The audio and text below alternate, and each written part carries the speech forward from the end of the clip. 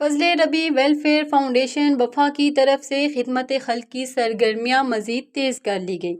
ماہ رمضان میں آنکھوں سے معذور 13 افراد میں ہزاروں روپے تقسیم، جبکہ ماہانہ کے حساب سے مالی مدد کا بھی اعلان کر دیا گیا۔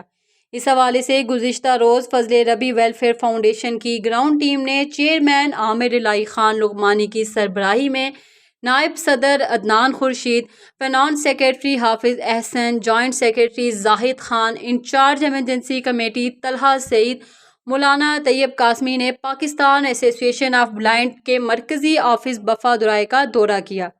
اس دوران وہاں پر 13 آنکھوں سے معذور افراد میں 52,000 روپے تقسیم کیے گئے، جبکہ ماہانہ کے حساب سے بھی مالی مدد کا اعلان کیا گیا۔ بلائنڈ ایسوسی ایشن کے سربراہان محمد انور اور ممتاز خان کی سربراہی میں نقد امداد تقسیم کی گئی۔